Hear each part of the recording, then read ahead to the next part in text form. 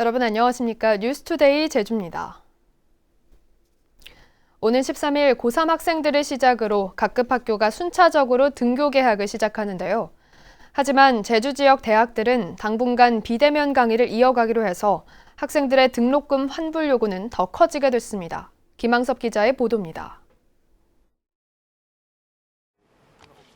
대학교 4학년인 이태엽 씨는 지난 2월 기숙사에 입주했습니다.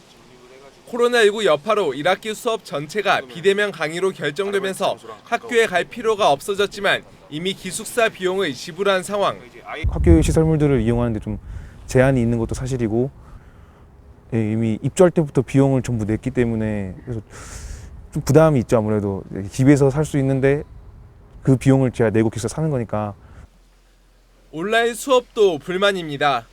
교수별로 온라인 수업 콘텐츠의 질이 천차만별인데다 그마저도 전체 수업의 20%만 온라인 수업으로 이루어지고 나머지는 모두 과제 제출로 대체되고 있기 때문입니다.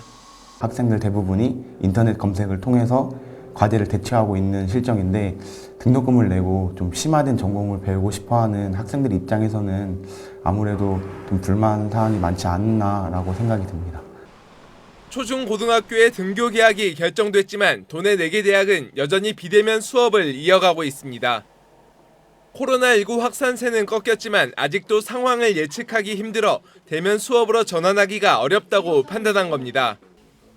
대학 측은 코로나19 확산세 변화를 지켜보며 대면 수업 전환 시점을 결정할 방침입니다.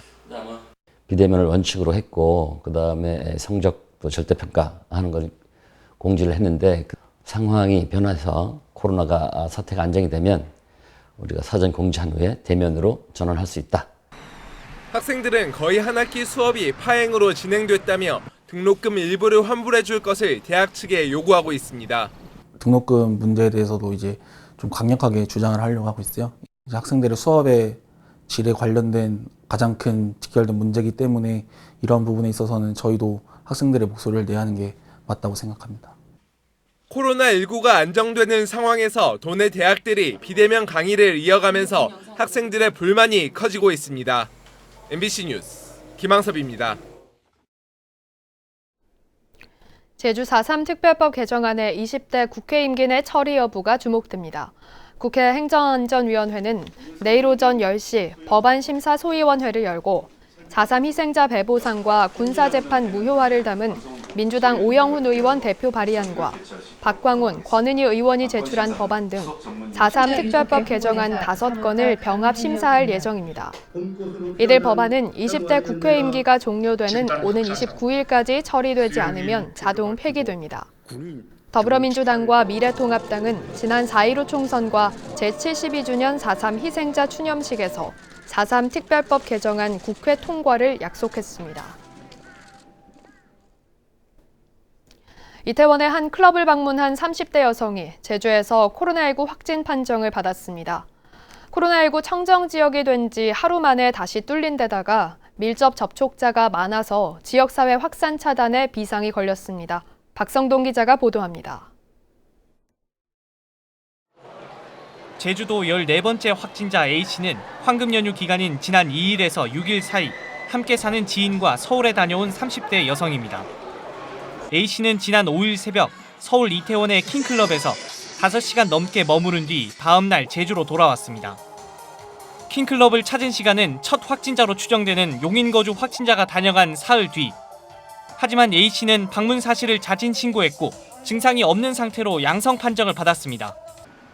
기존 제주 지역 확진자 13명이 모두 퇴원해 청정 지역이 된 지 하루 만에 발생한 추가 확진자입니다. 이태원 클럽을 다녀온 것으로 통보됐거나 자발적으로 신고한 다른 9명은 모두 음성 판정을 받았습니다. 질본으로부터 통보 온 분들뿐만 아니라 아까 브리핑에서도 말씀을 드렸습니다마는 자진해서 신고하시는 분들도 계시고 또 그래서 저희들이 다시 한번 부탁을 드리겠습니다. 조금이라도 의심이 되시면 A씨는 피부과 의원에 근무하는 피부관리사로 출퇴근할 때 탄 버스와 직장에서 항상 마스크를 착용한 것으로 조사됐습니다. 지난 8일 식자재 마트를 들른 것 외에 별다른 외부 활동도 없었습니다. 하지만 피부 미용업 특성상 가까운 거리에서 A씨에게 관리를 받은 환자 127명을 포함해 동료 직원 11명 등 144명이 밀접 접촉자로 분류됐습니다. 특히 확진자가 나온 건물 4개 층이 유동 인구가 많은 병원과 약국이란 점도 방역 당국을 긴장시키고 있습니다. 어저께 한의원 가서 진료 받았는데 어제 몇 시더라? 11시? 11시? 근데 어제 피부가 사람들이 많더라고.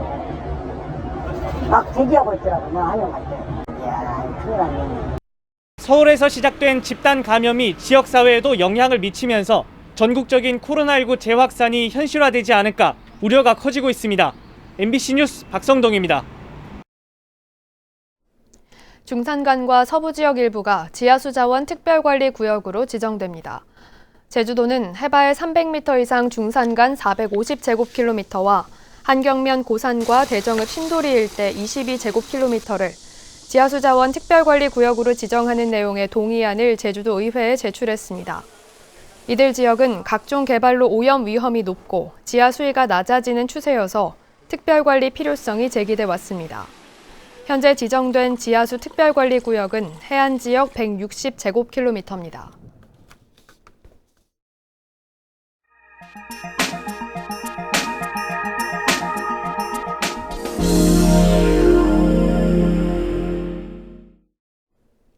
한국전력이 강원도에 송전선로와 송전탑 추가 건설을 추진하자 주민들이 반대하고 있는데요.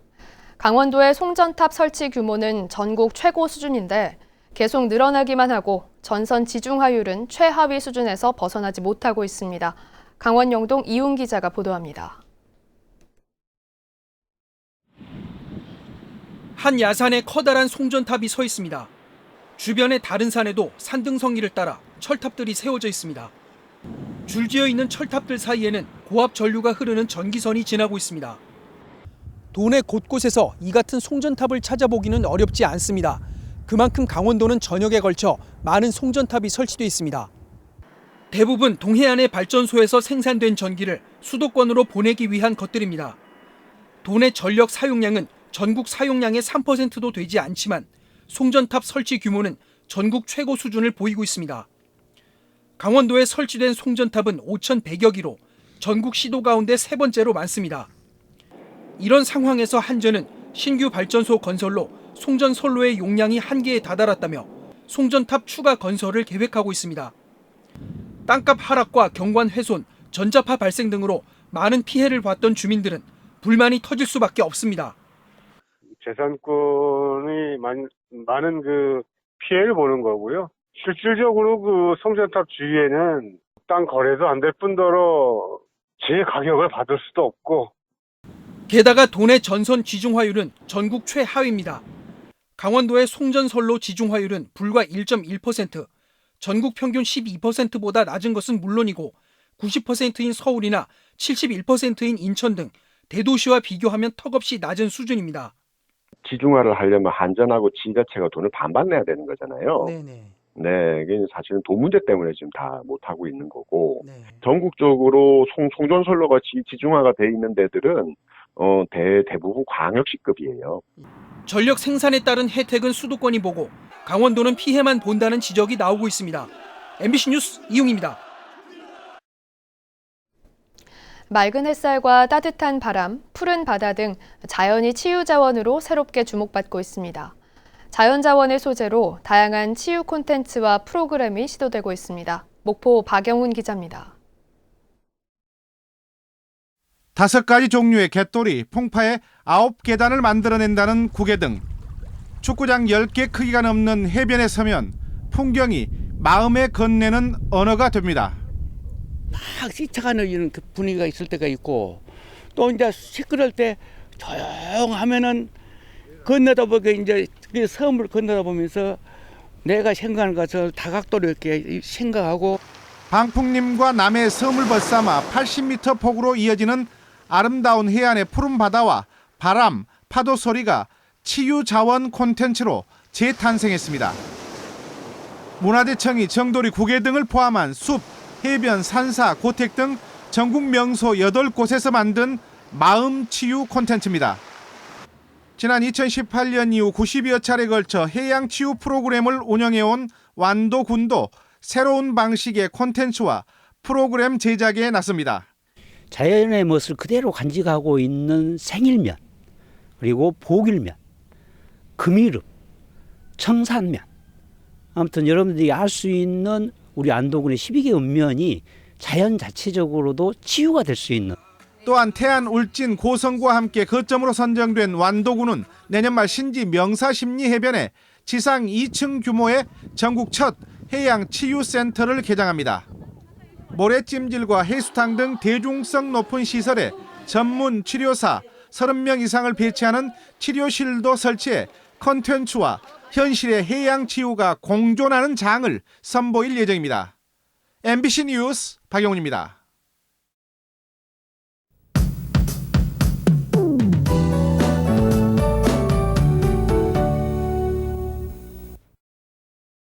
월요일 아침이 밝았습니다. 주말 동안에는 흐리고 비가 내리면서 날이 좋지 못했는데요. 오늘부터는 대체로 맑겠지만 곳곳에 안개가 짙게 끼겠습니다. 가시거리가 매우 짧겠는데요. 출근길 안전운전 하시기 바랍니다. 오늘은 대체로 포근하겠고요. 한낮에는 조금 덥게 느껴지겠습니다. 어제보다 낮 최고 기온이 4, 5도가량 높겠는데요. 평년보다도 높은 기온 보이겠습니다. 미세먼지 농도는 보통 수준 예상하지만 중국에서 황사가 발원하면서 영향을 받을 가능성이 있겠는데요. 앞으로 발표되는 미세먼지 정보에 귀를 기울이셔야겠습니다. 다음은 자세한 지역별 날씨입니다. 현재 기온 남부가 16도, 북부가 15도, 서부와 동부가 14도를 보이고 있습니다. 낮 최고 기온은 동부가 24도까지 오르겠고요. 북부와 남부 23도, 서부는 20도로 예상됩니다. 오늘 도서 지역은 맑겠고 현재 기온 14도 선에서 출발하고 있습니다. 바다의 물결은 대부분 해상에서 0.5에서 1.5m로 잔잔하게 일겠습니다. 오늘 아침 제주공항에는 방무가 낀 가운데 항공편은 정상 운항되고 있습니다.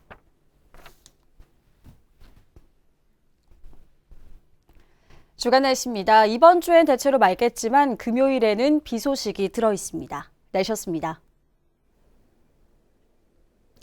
올해부터 태풍 예보에서 초강력 등급이 신설되고 소형 태풍이라는 용어는 쓰지 않게 됩니다.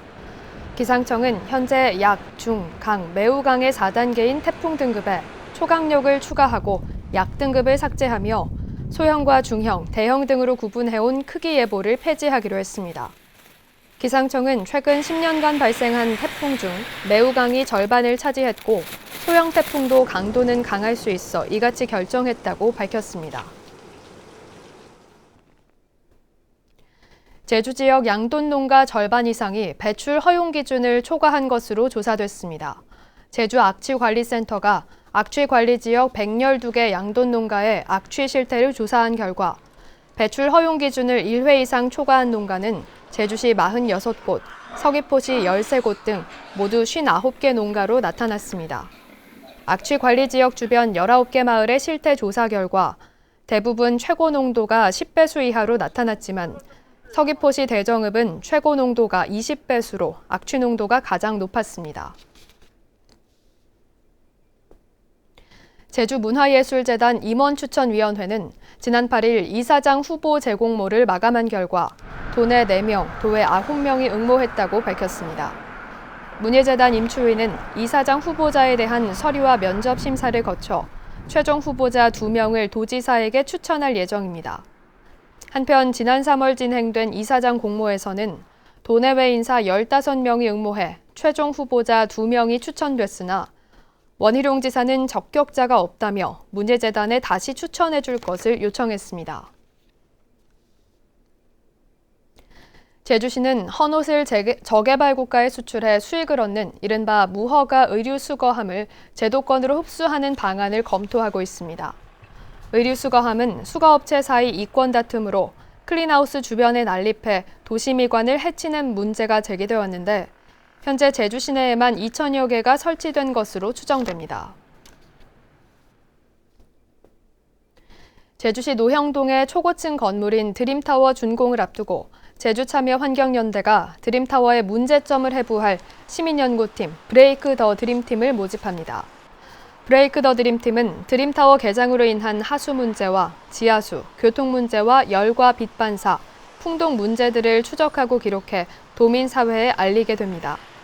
참여환경연대는 드림타워 개장 이후 악화된 지역 주민의 삶의 질 문제를 추적해 공론화하고 개선책을 요구하겠다고 밝혔습니다.